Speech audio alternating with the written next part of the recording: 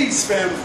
Once again, it's Brother V for Our Finger Speaks. Listen, we're making history with history. We got Sheriff Richard Rountree, y'all. The first black sheriff of Augusta, Georgia. With my hand, y'all. Sheriff office, when it was designed, it was actually designed to be among the people. It was where the sheriff, or the person who was in charge of that village or tribe, would live among the people. And several disputes as they came up. So they were protected, but they were protected within the community. So when I look at my role as a sheriff, I'm trying to get back as much as I can with just not just me, but all my deputies to be embedded within the community. So we're already inside, not coming outside to solve a problem that's already existing.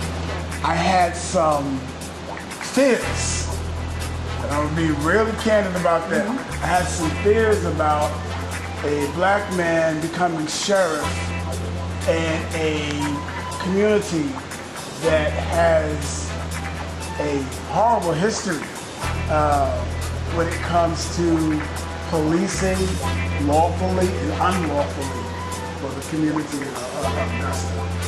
There's been, with my research and learning how things used to be, and not saying that it's past. Is that still relative today? Threats? I would say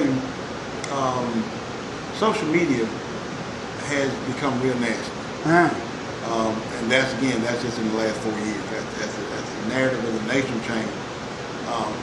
So that other individuals and people hide behind these, these profiles and just visual things that they're saying. Because it was in their heart before. Gotcha. And like I tell people before, these people have always been that way. But again, over the course of the last 4 years, some kind of way they've been more emboldened that they can share their ideas. But before they kept them to themselves, now they feel more emboldened that they can say it out loud again, where they used to before. So you get the comments anytime like something having shit about it. You always have that group that wants to, break me down personally. They got nothing to do with sheriff office. And I tell my guys, I said, look, I've been elected 3 times. The last time by 85% of the vote. I said, those individuals can't hurt me. I said, they trying to hurt me. I said, but don't get so frustrated. My people get more upset than I do. I said, because these individuals who just on the computer, social media, and just spewing this hate that they have because they can't say it to my face and they can't come out, and say it. How in the world am I blamed for the shooting? I ain't shot nobody. Oh, it's his fault because of all the shooting. No, it's not my fault why I shoot. Now, it's my fault if we don't catch the people who shoot and try and stop it. Then absolutely it's my fault. But I tell people when I first started, even when I was investigating, I don't dance. I don't. I know that I'm a politician by trade, because but I don't consider myself a politician. Gotcha. And I'm not going to play those games. And I'll be honest with you. We have some elected officials in our county that they believe in their title and not their mission. What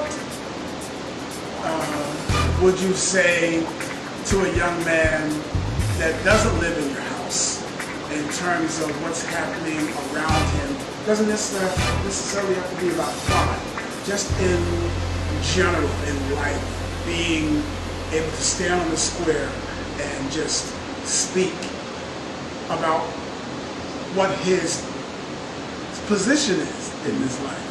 Yeah, and I'm telling you,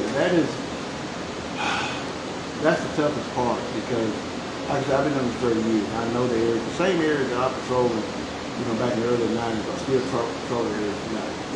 And that's because I remember going to these drug houses, arresting these individuals and seeing these 2-year-olds, 3-year-olds running around the house, or running through locking up their dad and uncle and whatnot. And just the environment they live in. And I remember saying, these kids don't have to change. And now that I'm sheriff, guess who I'm locking up now? Those 2-year-olds and 3-year-olds that I remember seeing running across those streets. Same family, same name, not calling them my name. But I knew it. I knew it then, 20, 30 years ago.